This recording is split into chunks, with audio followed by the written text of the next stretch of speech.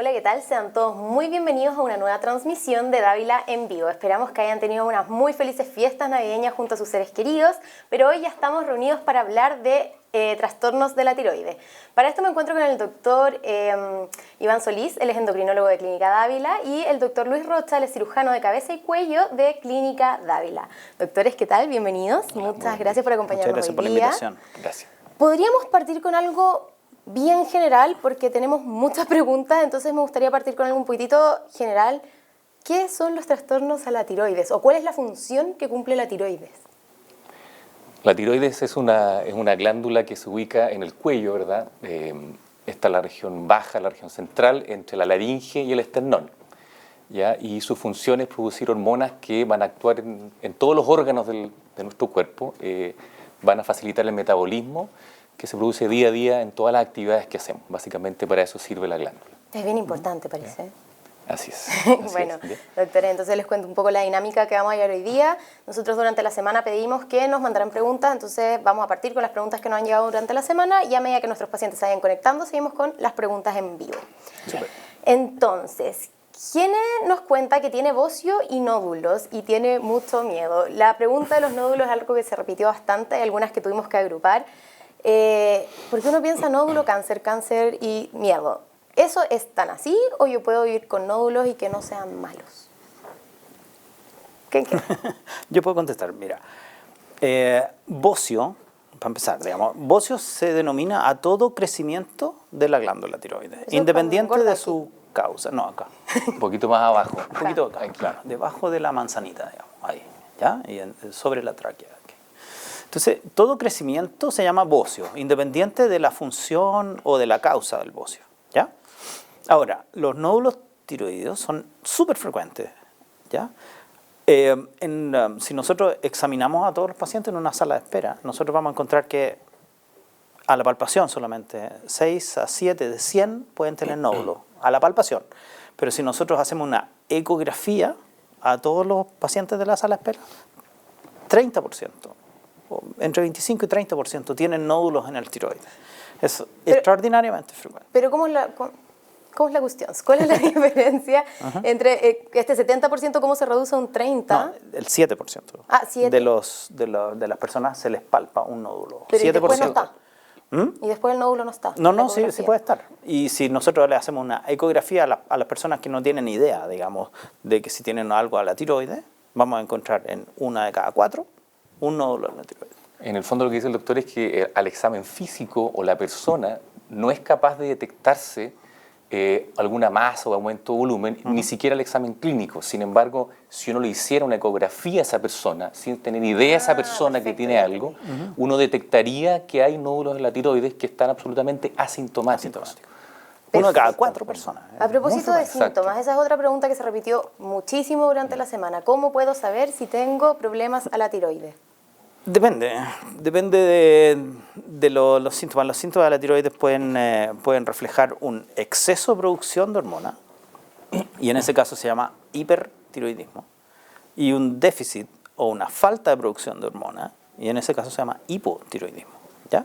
Y los síntomas del hipertiroidismo reflejan una hiperactividad o un exceso de hormona en todas las células que son afectadas por la hormona tiroidea. Entonces produce taquicardia, palpitaciones, sudoración, debilidad muscular, fatiga o cansancio y baja de peso brusca, sudoración excesiva, etc. Ese es el hipertiroidismo.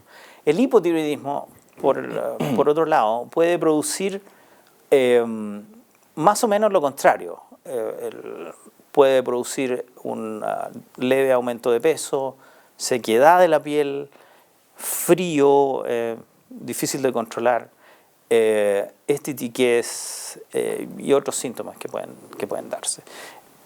Eso en general. Perfecto, bueno, les cuento que ya se están conectando nuestros pacientes muy rápidamente, así que vamos a partir con las preguntas en vivo y vamos a ir mezclándolas un poquitito. Super. Verónica nos cuenta que tiene hipertiroidismo y que no se ha tomado los remedios hace mucho rato, pero se ha sentido bien.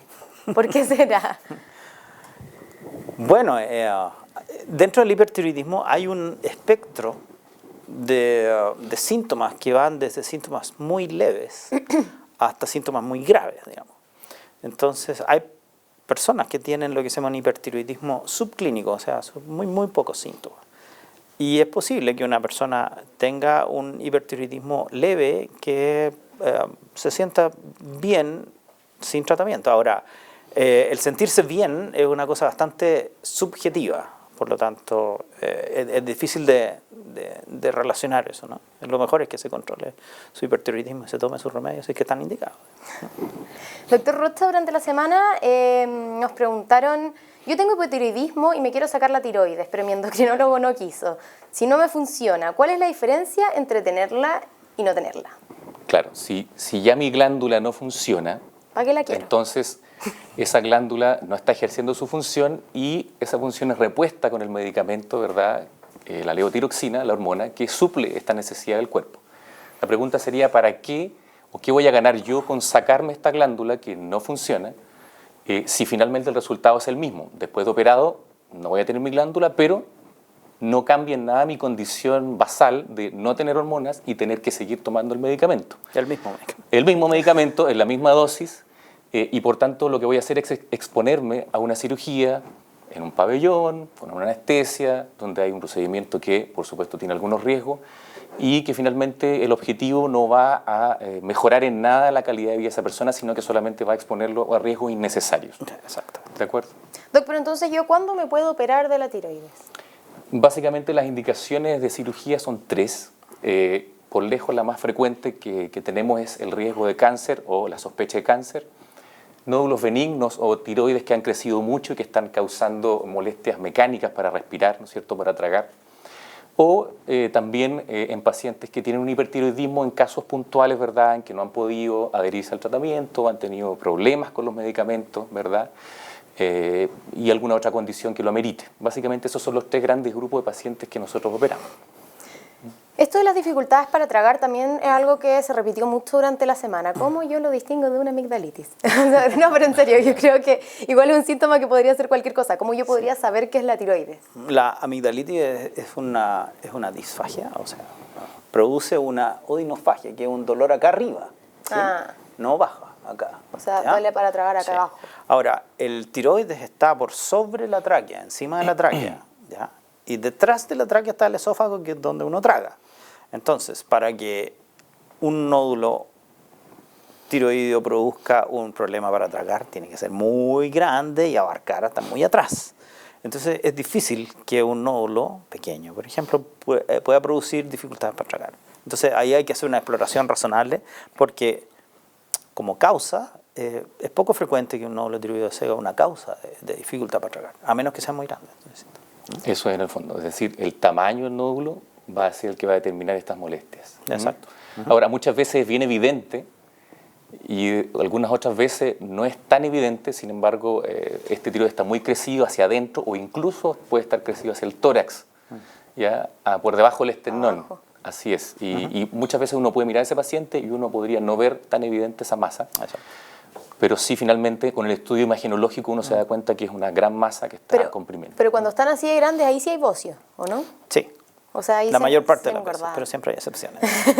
Claro, ahora es bien importante también decirle a los pacientes, comentarle que las masas cervicales no son solamente atribuibles a un crecimiento de la tiroides. Nosotros como cirujanos de cuello vemos muchas otras masas que no corresponden a tiroides, por lo tanto, dentro del diagnóstico diferencial, nosotros tenemos que visualizar si efectivamente esa masa corresponde o no a tiroides aumentado de tamaño. Y eso lo hacemos clínicamente y también nos apoyamos por imágenes. Perfecto. Seguimos con las preguntas en vivo. Marisol quiere saber si es que esta enfermedad es de por vida y si tiene que ver en las pérdidas en el embarazo, doctor Solís. ¿Qué enfermedad? ¿El hipotiroidismo? No nos dice, así que Marisol, si quieres nos cuentas cuál es la enfermedad que tiene. El hipotiroidismo es una inflamación crónica de la tiroides, ¿ya? También se llama tiroiditis crónica y la causa más frecuente es una tiroiditis crónica descrita en el siglo XX, a principios del siglo XX por un doctor japonés que se llama Hashimoto. Por eso se llama tiroiditis crónica de Hashimoto. Al dejar de funcionar la glándula, no hay ninguna otra órgano en el cuerpo que produzca hormona tiroidea. No lo produce el hígado, ni el páncreas, ni nada, digamos. Entonces, por lo tanto, hay que reemplazar la función de la tiroides, la producción de levotiroxina, por una tableta, en el fondo. Como tal, entonces, y a nosotros no nos va a aparecer otra nueva glándula que produzca, sino que esa función se pierde. Por lo tanto, es razonable pensar de que esa levotiroxina la va a tener que usar por el resto de su vida. ¿Okay? Porque además la tiroides, cuando deja de funcionar definitivamente. ¿Okay? Ahora, ¿el hipotiroidismo tiene que ver con las pérdidas? Esa es una pregunta no tan fácil, pero se ha visto que las personas que tienen anticuerpos dirigidos contra la tiroides tienen cierta dificultad para embarazarse y eventualmente también podría aumentar en algo el riesgo de pérdidas en el embarazo. Pero afortunadamente se detecta muy precozmente el hipotiroidismo durante el embarazo y se trata bastante eficientemente y es súper simple de tratar. Así que no es una gran... ¿Y el embarazo podría ser una causa de hipotiroidismo? O sea, yo he escuchado muchos casos de esto. También llevo durante la semana... Empecé con hipotiroidismo cuando quedé embarazada. Sí, lo que pasa es que los obstetras tienen la precaución, la mayor parte de los obstetras tienen la precaución de pedir hormonas tiroideas como screening de estudio durante el embarazo. Y ahí se detecta, pero no quiere decir que el embarazo produzca. Digamos. Ah, perfecto. Bueno, seguimos con las preguntas. Patricia quiere saber qué significa tiroides floja. Probablemente lo mismo, hipotiroidismo, me imagino yo, uno podría sacar por deducción. Sí. Flojo, que no está haciendo la pega en el fondo, sí. Y por lo tanto que está produciendo poca hormona. Yo lo interpretaría así. Claro. Pero no es que exista un concepto que se... No existe, ese término no existe. Bueno, Natalie nos cuenta que tiene hipotiroidismo y está embarazada. ¿Ya? Se toma su dosis, pero siente mucho dolor en el cuerpo. ¿Puede ser por el hipotiroidismo? Si es que está tomando efectivamente su dosis y la dosis que le corresponde y está bien sustituida con niveles hormonales normales, entonces no debería tener síntomas atribuibles al hipotiroidismo. Los dolores al cuerpo podrían atribuirse a otra cosa. Si tiene un hipotiroidismo no tratado, podría ser eventualmente, pero es un poco más difícil, sobre todo con el cuidado y el control que se tiene actualmente en el embarazo. El hipotiroidismo, los doctores que ven mamás, digamos, embarazadas, son muy cuidadosos en administrarle la dosis exacta y después son referidas al endocrino, de hecho. Y ojo, porque los síntomas a veces del hipotiroidismo pueden ser compartidos con otras afecciones, por lo tanto no son tan específicos muchas veces y los pacientes tienden a pensar que tengo hipotiroidismo muchas veces. Uno como que le echa la culpa de toda la tiroides. Claro, exactamente. Sí, eso es muy habitual. Exactamente. Sí, cierto, sí. De verdad, sí. Bueno, quiere saber, bueno, ya lo hablábamos recién, pero parece que no quedó tan claro, ¿qué diferencia hay entre hipotiroidismo y tiroiditis crónica? ¿Es el mismo tratamiento? El hipotiroidismo tiene varias causas. Porque el hipotiroidismo significa que la glándula no produce la cantidad suficiente de hormona tiroidea, ¿sí? Para la necesidad del organismo. La principal causa de hipotiroidismo es la tiroiditis crónica, pero hay otras causas más. Por ejemplo, un paciente puede quedar hipotiroideo después de un tratamiento con radioyodo, por ejemplo, o con cirugía de un hipertiroidismo.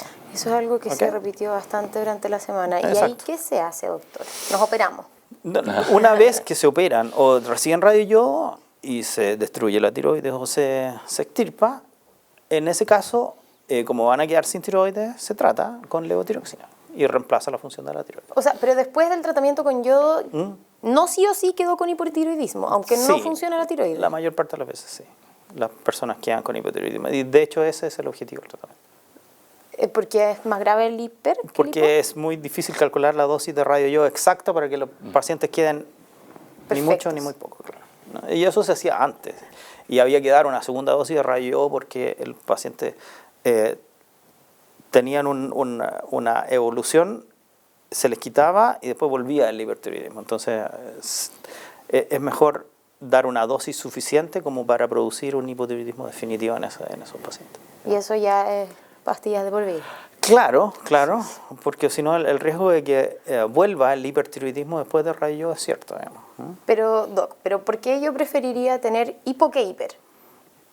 ¿Por qué yo podría decir? Que el tratamiento es más fácil de tratar el hipo que el hiper. Sí, absolutamente. El manejo médico es más fácil del hipotiroidismo. Claro. claro. Y es una hormona, en cambio los otros son medicamentos que tienen algunos riesgos, son medicamentos que pueden tener reacciones adversas, que hay que tomar 2 o 3 veces al día, etc. Es bastante más complejo el tratamiento del hipertiroidismo que el hipotiroidismo. Perfecto.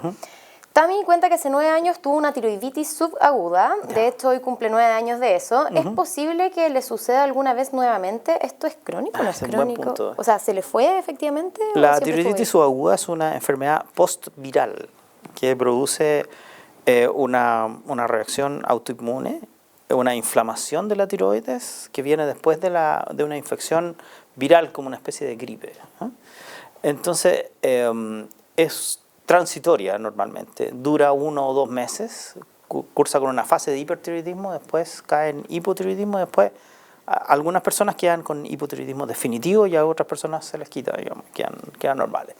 Pero sí, eventualmente o teóricamente sería posible que tuvieran una tiroiditis subaguda, pero eso es un poco raro. Habitualmente no pasa eso. Perfecto. Bueno, doctores, yo no los quiero ver discutir, pero Isabel nos pregunta en qué se basa la decisión de operar en vez de optar por el yodo radiactivo. Bueno, en el caso del hipertiroidismo, me imagino estamos hablando. Seguramente. Bueno, como conversamos hace un rato, básicamente el paciente en el hipertiroidismo inicia el tratamiento con medicamentos, ¿ya? Incluso en algunos casos hay pacientes que luego de 1 o 2 años de tratamiento logran una estabilización de su enfermedad, ¿ya? Pero en otros casos no hay una adherencia adecuada a los medicamentos producen problemas en el organismo, ¿ya? Y en otros casos también la glándula en el hipertiroidismo empieza a crecer en forma muy importante, causando también síntomas de compresión. Y claro, en ese momento, ¿no es cierto?, el endocrinólogo evalúa, porque el paciente siempre lo recibe el endocrinólogo, evalúa qué opción en ese instante es mejor para ese paciente, o sea, hacerle yodo o de frentón que vaya a cirugía, ¿ya?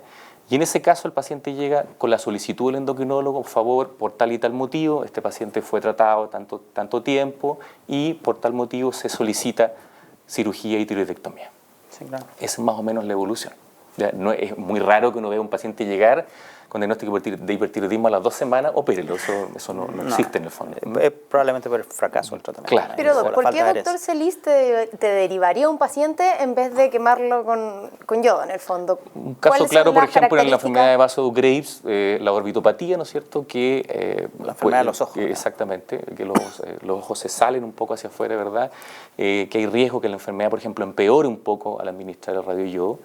O también porque hay una tiroides muy grande, ¿no es cierto?, que el radioyodo tampoco vaya a actuar de una manera tan eficaz y en ese caso es mejor sacarla. Exacto. ¿Sí? O sea, no cualquiera puede someterse a este tratamiento médico. Por eso es que esto es caso a caso, básicamente. Sí. Lo que sí se sabe es que se inicia el manejo con tratamiento médico, pero después lo que va pasando en el tiempo es lo que determina cómo va a terminar ese paciente siendo tratado. Pero sin duda, como decidir como primera opción una tiroidectomía en un paciente que podría recibir medicamentos o podría recibir radioyodo, en general es poco frecuente. Exacto.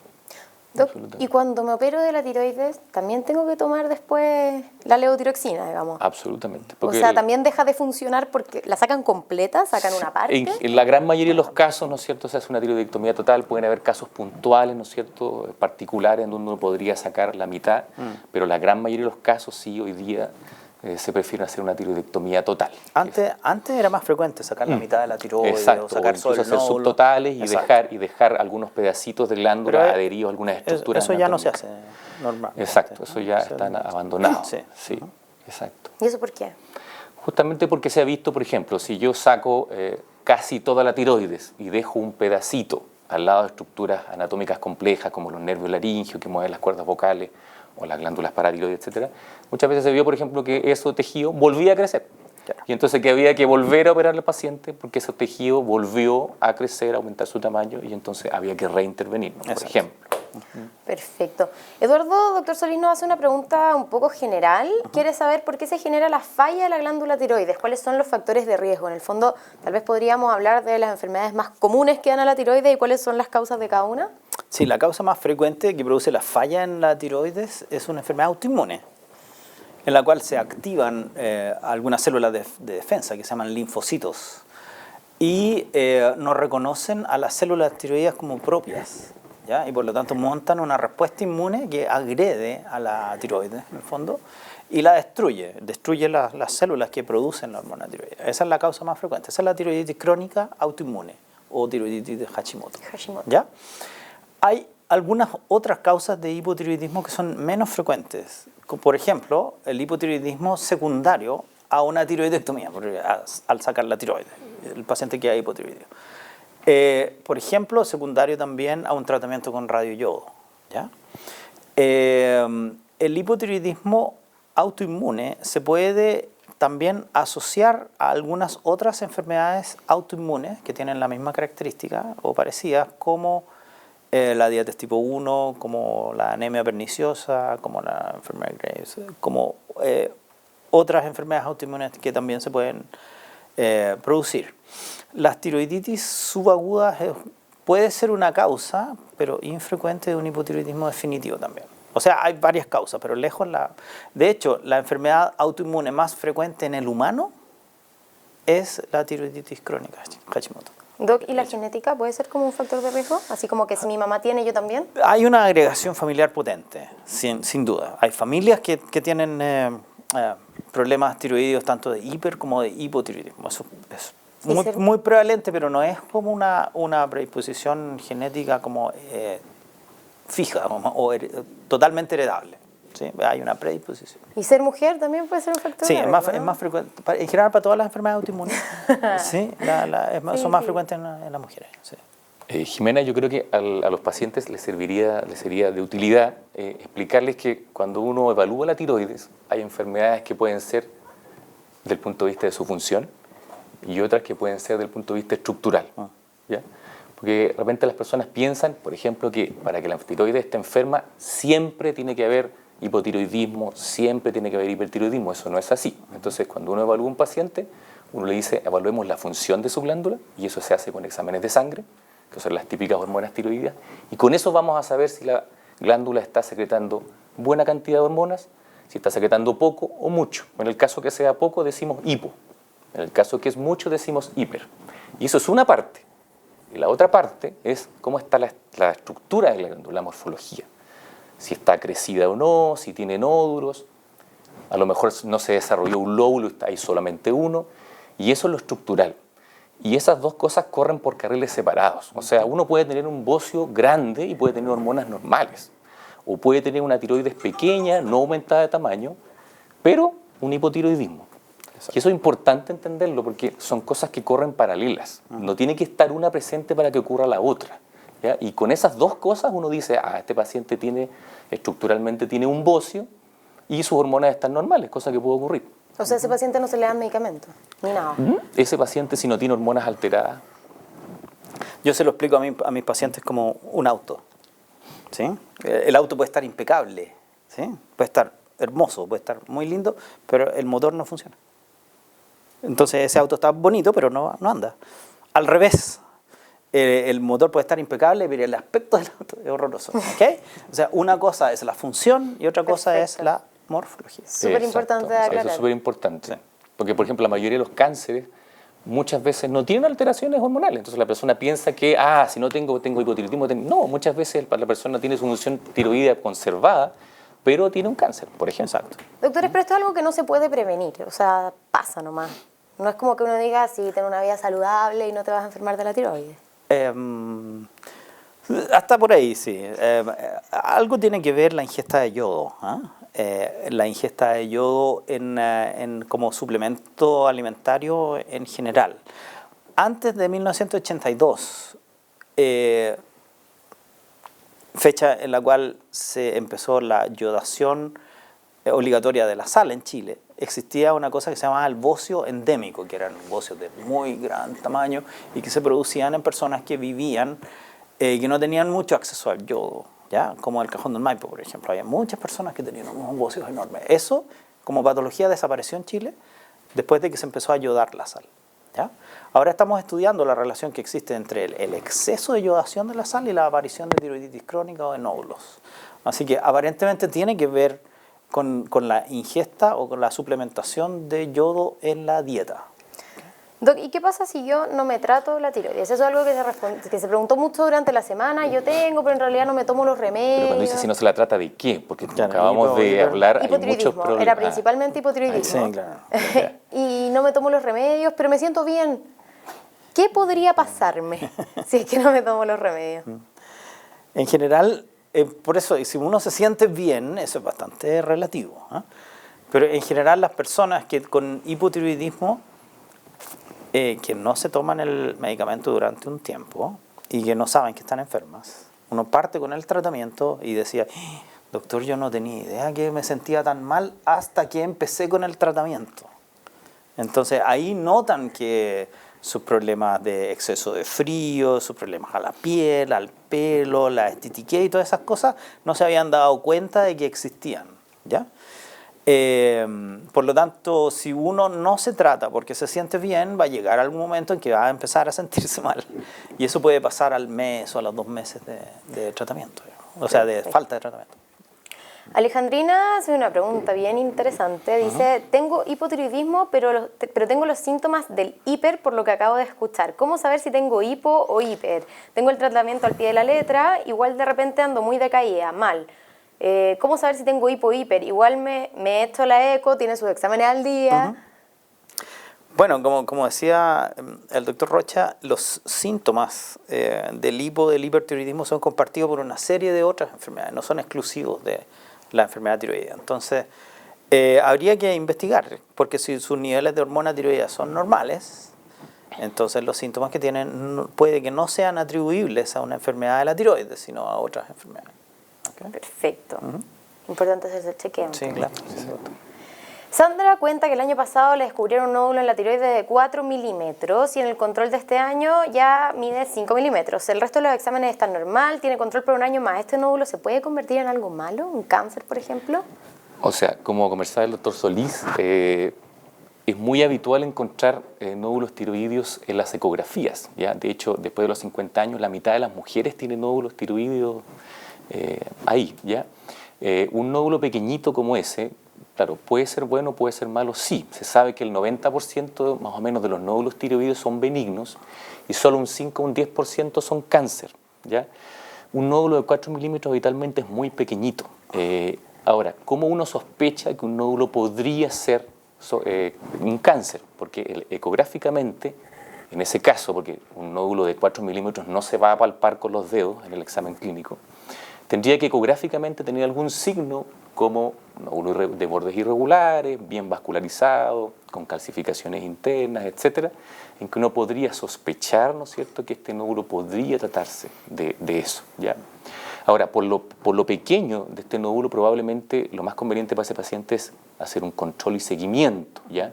Distinto sería que estuviéramos hablando de un nódulo de 2 centímetros, no es lo mismo. Pero por un tamaño tan pequeño, lo más probable es que ese nódulo, si lo viéramos, coincidiríamos con el doctor, ¿verdad?, que habría que controlarlo y hacerle un seguimiento estricto para ver cómo evoluciona en el tiempo. Lo que no tiene que hacer esa señora es olvidarse y decir, no, esto me despreocupo.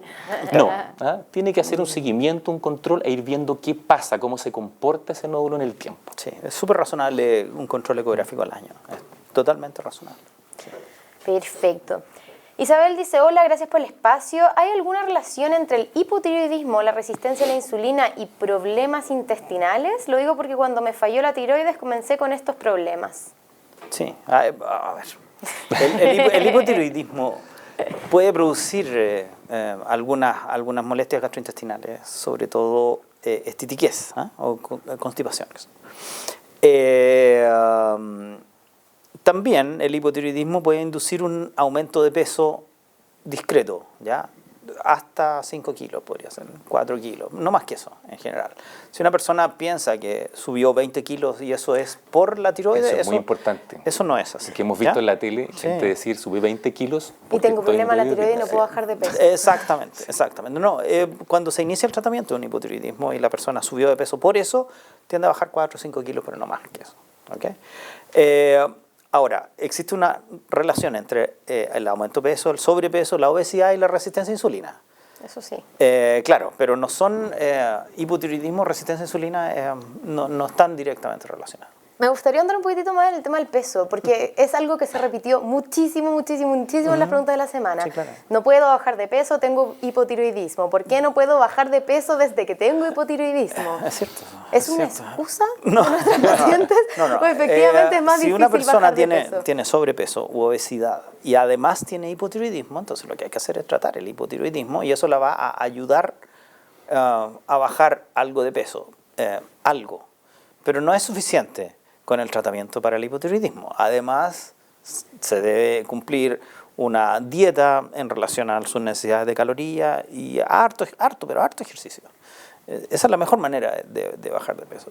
¿No? Perfecto, porque claro, decían, como súper saludable, pero tengo hipotiroidismo y no logro bajar de peso. Eso, claro. No era tan Los saludable. conceptos relativos, digamos, el comer saludable, por ejemplo, es un concepto más o menos relativo. Digamos. Perfecto. Doctor Rocha, Karen cuenta que hace 10 años atrás se iba a operar de una extirpación de la tiroides para prevenir un cáncer futuro por antecedentes familiares y quedó embarazada, por lo que hasta el día de hoy no se ha operado.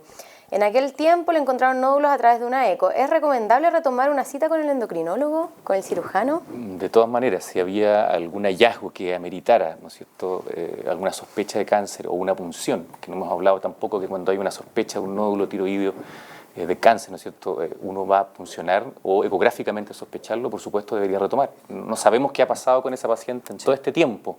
¿Ya? Y si hay una de las cosas que es importante destacar es que la gran mayoría de los cánceres de tiroides, no todos, pero un número muy importante, tiene un crecimiento lento y eso es lo que hace que todo el mundo sepa que el cáncer de tiroides es menos agresivo, que es menos malo, y justamente porque aún siendo un cáncer, es un cáncer, pero crece más lentamente, es menos agresivo. O sea, esa persona podría no tener nada, podría tener un nódulo tranquilo o podría tener un nódulo que esté evolucionando en el tiempo y que tenga otra consecuencia. Entonces, el consejo es que retome de todas maneras el control. De todas maneras. Perfecto. Cindy quiere saber qué porcentaje de hipotiroidismo subclínico evoluciona a la mejoría. ¿Usted prefiere no corregirlo? ¿Algún alimento 100% prohibido? Doctor, por favor, tradúzcame esto en castellano simple, que yo no entendí nada. El hipotiroidismo subclínico va hacia la mejoría en la mayor parte de las veces. De hecho, cuando uno detecta un hipotiroidismo subclínico no lo trata inmediatamente, sino bajo ciertas circunstancias solamente. Hipotiroidismo subclínico significa que tiene un hipotiroidismo pero que no tiene síntomas y que tiene solamente una alteración bioquímica de los exámenes mínima, por eso se llama subclínico. Y en algunas personas se trata, y en algunas personas, y en la mayoría no se trata, y se controla nuevamente los niveles hormonales.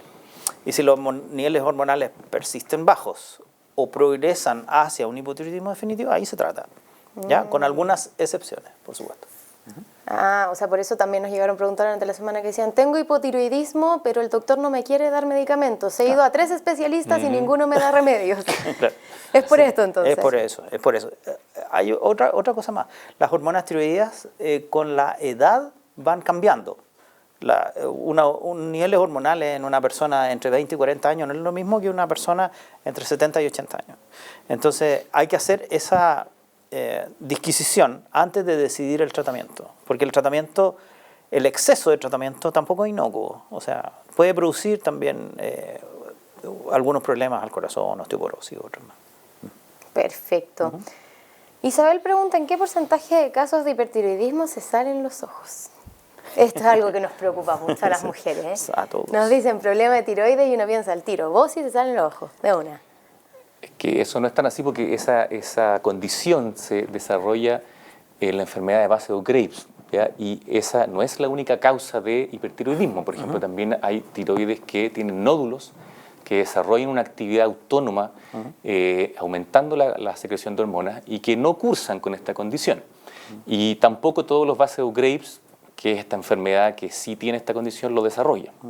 Por lo tanto, no es que todos los pacientes con hipertiroidismo tengan esta condición. Ni siquiera los que tienen la enfermedad que la desarrolla, no todos la tienen tampoco. Pero es una cosa notoria, es evidente. Hay grados. Hay grados, sí. Hay Hay grados grados muy leves, como una pequeña molestia, como una arenita en los ojos. Y otro que es casos severísima. Gravísimos. Severísima. Pero aproximadamente entre un 10 y un 25% de la gente que tiene enfermedad de Graves podría desarrollar una orbitopatía, que se llama, o una enfermedad ocular por el hipertiroidismo.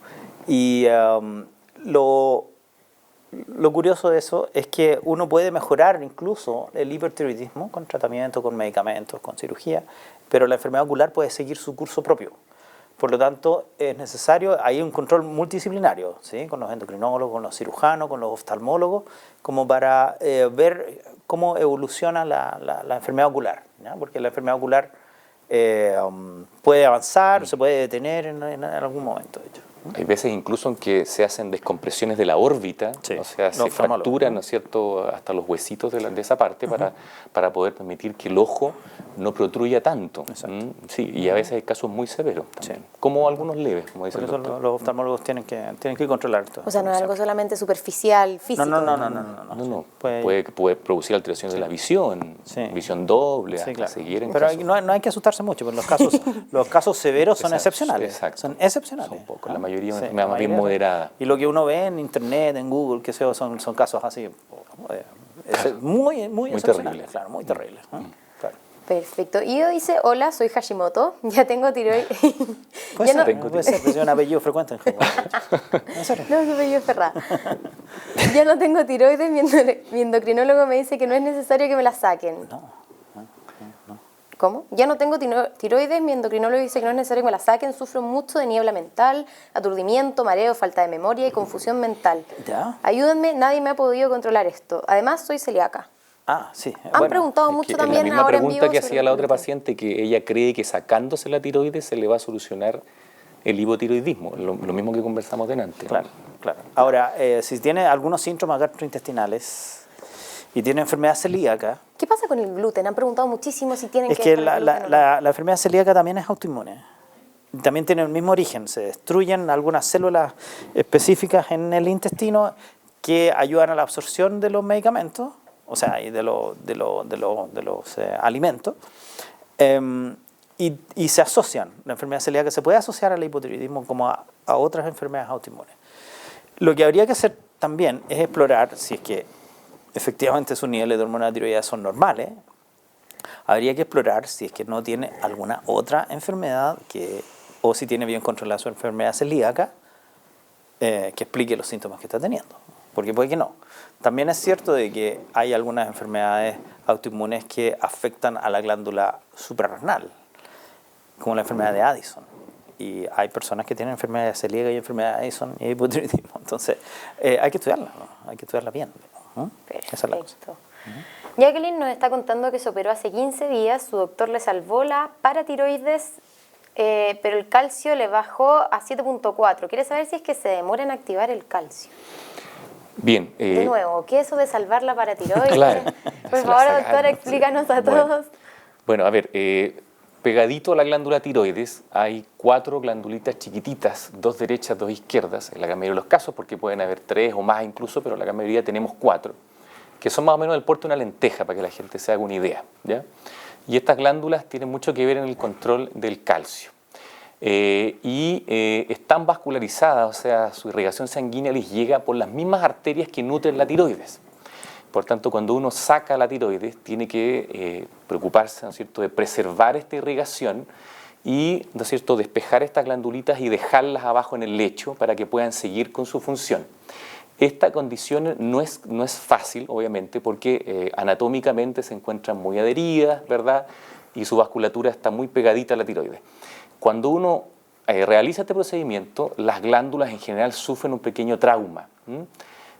Al verse, ¿no es cierto?, cambiadas de este hábitat que tienen, y entonces se produce esta baja del calcio, que en la gran mayoría de las veces es transitoria, ¿ya?, y que puede durar desde algunos días, algunas semanas o hasta meses incluso, y hay un porcentaje muy bajito de pacientes que pueden quedar con un problema crónico del calcio, en donde las glándulas en el fondo nunca lograron volver a recuperarse este pequeño trauma, y entonces quedan funcionando a medias. Y en ese caso, el paciente, claro, debe tomar calcio por el resto de su vida, pero esa condición es muy infrecuente.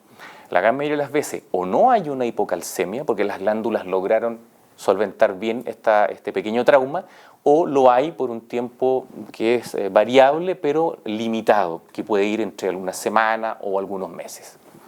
Por lo tanto, si ella se operó hace 15 días, está absolutamente dentro del rango de un paciente que sus paratiroides están recuperando su función progresivamente. O sea, seguir en control nomás. Tiene que seguir en control, hay que controlarle periódicamente su calcio, ir ajustando las dosis de medicamentos hasta que eso se estabilice. Perfecto, Doc. Empezaron los piropos. Ana dice, doctor Rocha, súper médico, un saludo. Me hizo una tiroidectomía hace 2 años. Muy preocupado, Qué excelente médico. Qué bueno. Seguimos con las preguntas. Seguimos con el tema del peso. Hola, necesito saber sobre el sobrepeso. Tengo una enfermedad de Hashimoto. ¿Podemos retomar un poquitito?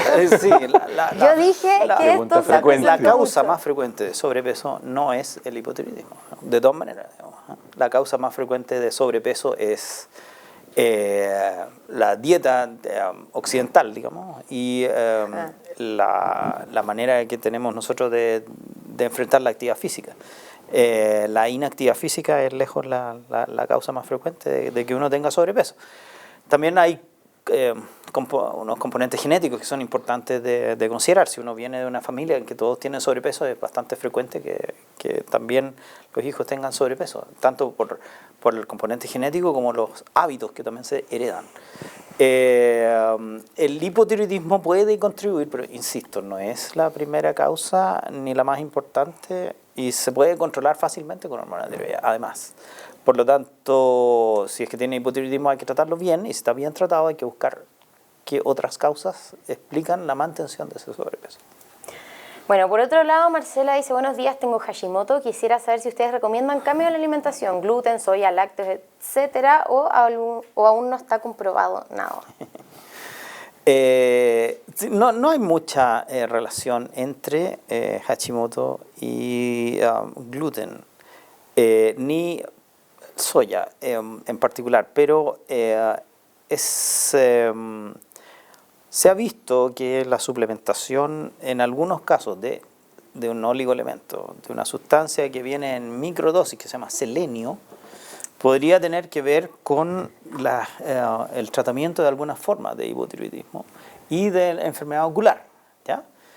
Pero eso no es una conducta general ni muy habitual, pero en algunas ocasiones uno puede sugerir al paciente una suplementación con selenio, pero bajo ciertos casos particulares. Pero no es como para recomendar o no específicamente una dieta, digamos, ¿eh? Lo que no se debe hacer en general es bajar la dosis de yodo que uno puede ingerir, porque es muy variable, ¿ya? Y por lo tanto, si uno ya tiene un hipotiroidismo, la variación en la ingesta de yodo no va a hacer variar mayormente la enfermedad, ni el curso de ella. Así que no es recomendable tampoco. Doc, ¿y qué pasa con los anticonceptivos? Bárbara quiere saber si es que las pastillas anticonceptivas están contraindicadas en personas con alteraciones a la tiroides. Para nada, no tienen mucho que ver. Lo que pasa es que los anticonceptivos pueden alterar falsamente los ciertos niveles hormonales, pero eso se suple pidiendo la fracción libre de la hormona, la T4 libre, que eso tiene que ver con exactamente la fracción que uno necesita medir. Pero los anticonceptivos no son en absoluto, no tienen que ver directamente con el problema del hipotiroidismo, en absoluto. Perfecto. La puede seguir usando tranquilamente. Doctor Rocha, Melody cuenta que fue operada de cáncer de tiroides en el 2011, se la extirparon completamente y además recibió yodo radiactivo. Su pregunta es, ¿cuál es el porcentaje de recidiva del cáncer de tiroides? Ya, primero hay que diferenciar que hay distintos tipos de cáncer de tiroides, ¿ya? Está el cáncer diferenciado, que por lejos es el más frecuente, en su mayoría, ¿no es cierto?, el papilar, que es como el 90% de lo que vemos, ¿no es cierto?, en la práctica diaria, y esos son los cánceres que tienen mejor pronóstico. En el otro extremo tenemos el cáncer indiferenciado, anaplástico, que tiene un pronóstico bastante más malo, y entre medio de esos dos tenemos el cáncer medular de tiroides. ¿Ya? Y todos estos tres se comportan de manera distinta. Si hablamos básicamente del cáncer papilar, que es el que estamos habituados a conversar, etc., la sobrevida de este cáncer es muy buena, ya tiene sobre un 95% a los 5 años, y la recidiva es entre un 10 y un 30% más o menos, ¿ya?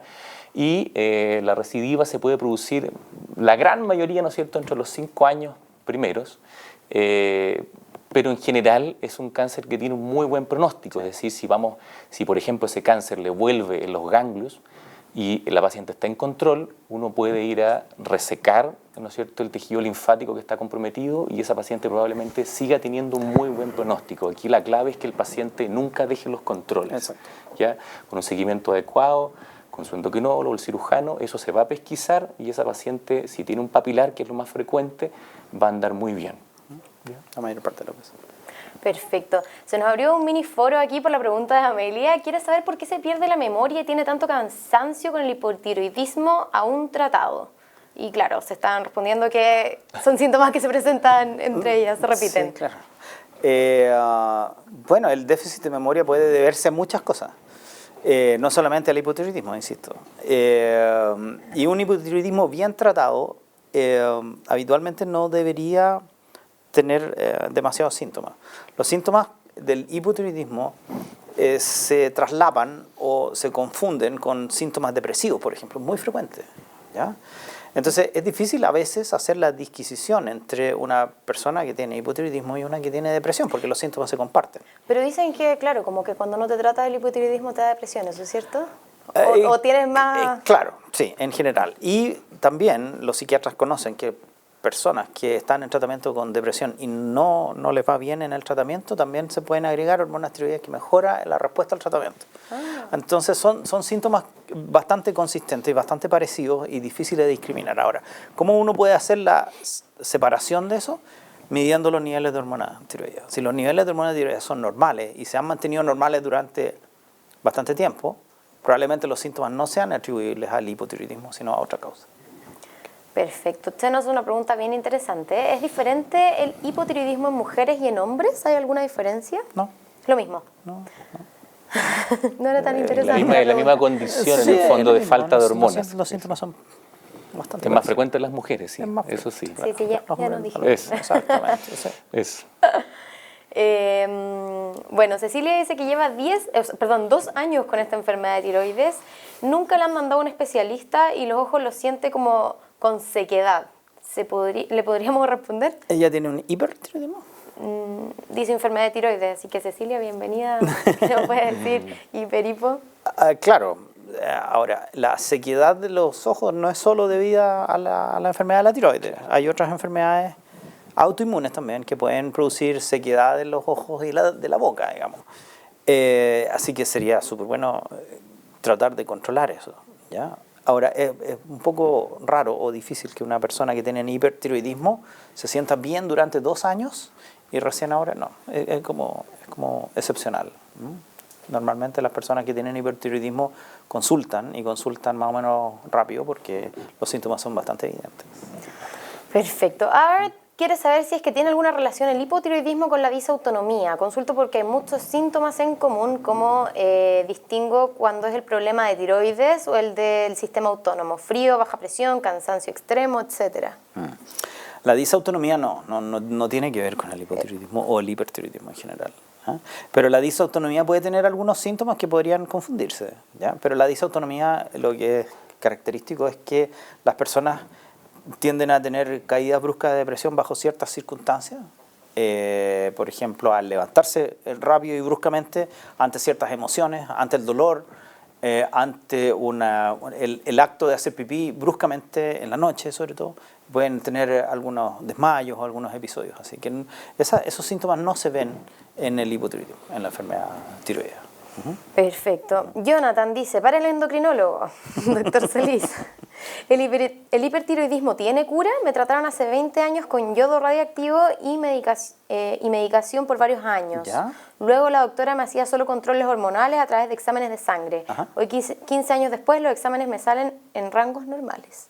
Eso es, sí. Es una maravilla. Sí, o sea, si se trata adecuadamente, si se da una dosis suficiente de yodo radioactivo, y está bajo tratamiento sustitutivo, claro, pues está curado, digamos, del hipertiroidismo. Y ese es el objetivo del tratamiento, de hecho. ¿Cuándo me voy a curar del hipertiroidismo? El hipotiroidismo no se puede porque falta de producción de la hormona y la glándula no vuelve a recuperarse. O sea, Doctor Rocha, durante la semana Jacqueline nos contó que tiene un nódulo de tiroides, que en la biopsia arrojó un beta 4 y el doctor le dijo que tiene que extirparlo. pero no tiene el dinero para hacerse la cirugía, entonces quiere saber cómo... ¿Es importante hacerla o se puede quedar así?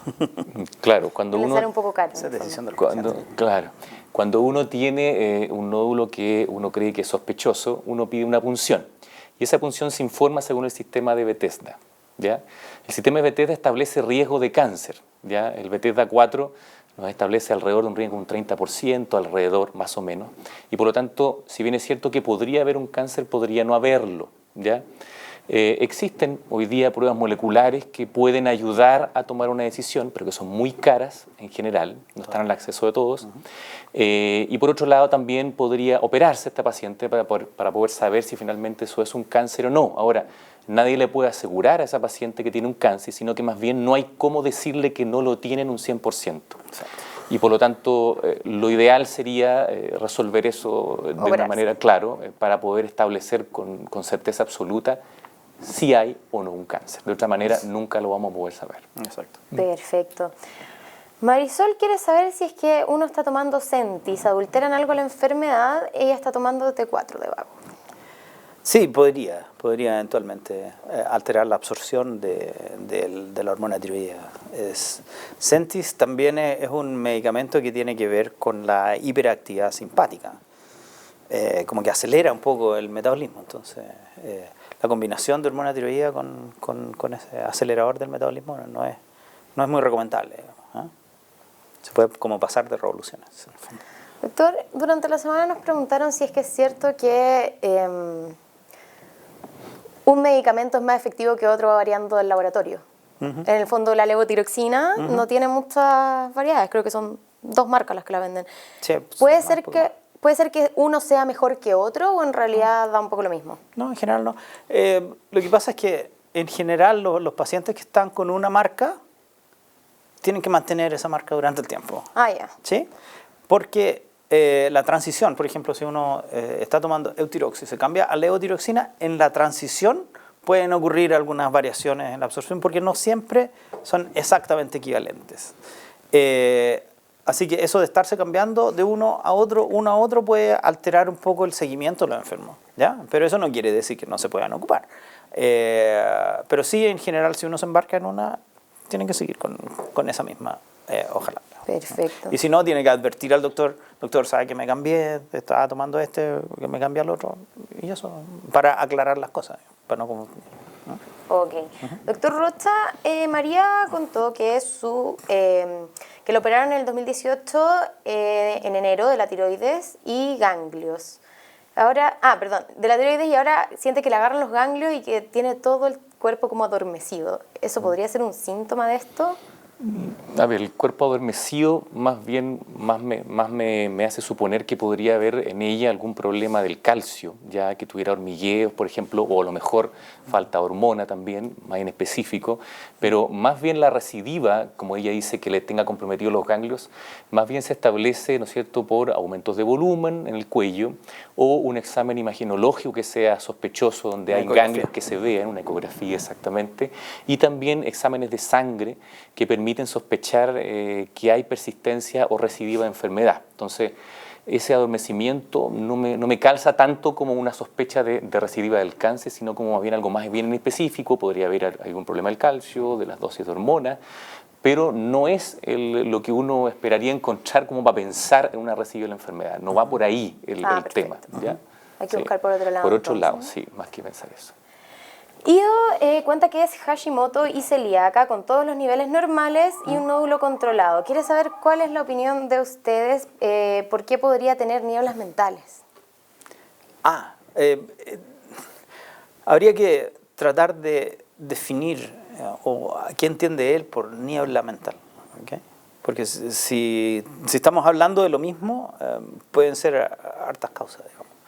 Entonces, si es que sus niveles de hormona tiroidea son normales, entonces el fenómeno que relata él de niebla mental habría que investigarlo probablemente por el área cognitiva o psicológica probablemente.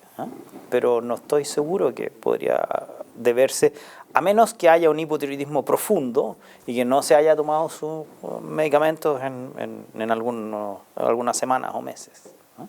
Pero si sus niveles son normales, creo que habría que buscar otra causa. Perfecto. Mariel dice, tengo un resultado de 1.11 en T4 libre y 9.50 en TSH. Estoy en lista de espera para una FIF y tengo que estar en óptimas condiciones de la tiroides, pero hasta ahora no me han dado la dosis correcta. ¿Cuál sería mi dosis? ¿Cuál es el mejor horario para tomar la levotiroxina? Eso es un buen punto. A ver, claro, 1.11 está dentro del rango normal, pero la TSH está en 9 y debería estar en alrededor de 4.5, entre 0.5 y 4.5. Por lo tanto, habría que ajustar su dosis de levotiroxina. Ahora, la causa más frecuente de eso, si es que es una dosis fija, es que las personas estén tomando inadecuadamente la levotiroxina, ¿ya? Y eso pasa cuando uno toma la levotiroxina junto con algo que neutralice la acidez gástrica. La acidez gástrica es necesaria para que se absorba completamente la levotiroxina. Si uno la neutraliza con alimento, con antiácidos, con omeprazol, con calcio, con fierro, claro, se pueden alterar la absorción de levotiroxina y por lo tanto alterar los niveles hormonales. Así que la recomendación siempre es que las personas se tomen la levotiroxina con el estómago bien vacío. Por ejemplo, en la mañana en ayunas, al despertarse. Y se toman su levotiroxina y después hacen el resto de las cosas. Y tomar desayuno por lo menos media hora después de tomarse la levotiroxina. O sea, antes del desayuno, no con el desayuno. No, antes del desayuno. Que se despierte. Exactamente. Y pastilla si no, y se acabó. El déficit puede ser de un 25 o 30%. Lo primero que hay que hacer. Apagar el despertador y tomarse la tableta. Y tomarse la tableta, exactamente. Antes de lavarse los dientes. Doctores, estamos pasadísimos en el tiempo. Chuta, sí, se pasó rápido. Demasiadas preguntas, fue un tema muy entretenido. Muchas gracias por acompañarnos hoy día. Muchas gracias. Encantado. Y bueno, todos nuestros pacientes quedan muy invitados a revivir esta transmisión a través de nuestro fanpage de Facebook y nuestro canal de YouTube. No olviden que tenemos muchos artículos relacionados a este tema en nuestro blog en davila.cl y nos vemos el próximo jueves en un nuevo Dávila en Vivo.